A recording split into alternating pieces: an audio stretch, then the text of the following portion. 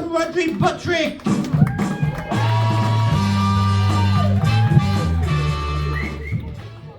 My name is Rodri Buttrick. Yeah, I know. You're probably wondering, how did I survive school? Barely is the answer. I came across this concept though recently called nominative determinism. It's when you're supposed to gravitate towards jobs that suit your name. I don't want to know what a Rodri Buttrick's meant to do. I'm guessing reluctant rent boy.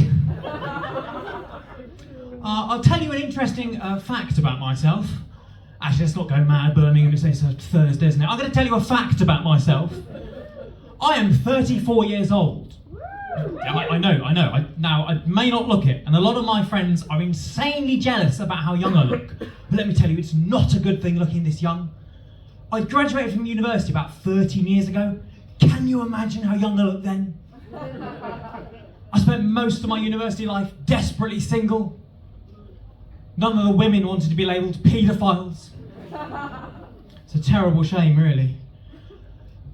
I'll tell you another fact about myself, because you lot seem nice. I'll show you. I'm also chronically dyslexic.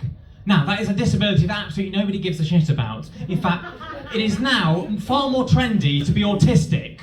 I mean, to be fair, I tried it for a week. I was great at being antisocial, shit at the maths.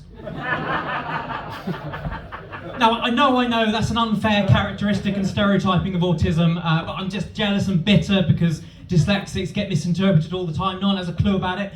People think it's just getting your words round the wrong way. I mean, if that's all it was, Birmingham, I wouldn't time your waist with it. Sorry, did you want 25% extra time with that? Dyslexia, though, is primarily a short-term memory problem, and my memory is so bad. The only reason I know that I've actually been in this venue once before is because as I walked through the door, my phone remembered the Wi-Fi. Some of you might know this, in fact, these guys over here will know. Rodri is a Welsh name, Borada, and Buttrick is an abomination. So we'll leave that there. My mum is from Aberdare in South Wales, and when I was little I had a proper South Walian accent. It then disappeared by magic as soon as I got to the gates of a posh English boarding school. I'm now left with this Draco Malfoy-esque drawl. To be fair, it's won me many friends. None of them in Wales, all of them in Slytherin. It's given me a bit of a problem with my identity though, having such a beautifully Welsh name as Rodri and this ridiculously posh Southern English accent gives me a real problem because when I go to Wales, I get beaten up for being English. And then when I come back to England, I get beaten up for being a twat. It's bizarre, isn't it? It reminds me of school, in fact. I went to school in the 90s, and 90s schooling was very, very bizarre, and it was too easy to get school famous, I call it. You do one thing, nickname for life. I went to school with someone called Inky Steve. I still don't know his real name, we just knew him as Inky Steve. Now, Inky Steve got this moniker because one day his maths class paid him to eat a whole ink cartridge. It was that day that Inky Steve realised that £1.50 times 8 wasn't worth it. Oh, sorry, it's £12, madam. I didn't want you up at night thinking about that, it's worrying. But poor old Inky Steve, he did some very peculiar things, and I think it was actually like a defence mechanism to keep the bullies away from him, because bullying in the 90s was particularly vile and horribly homophobic. It didn't take much at all to get accused, and accused is the right word, accused of being gay. Owning a pencil sharpener, gay!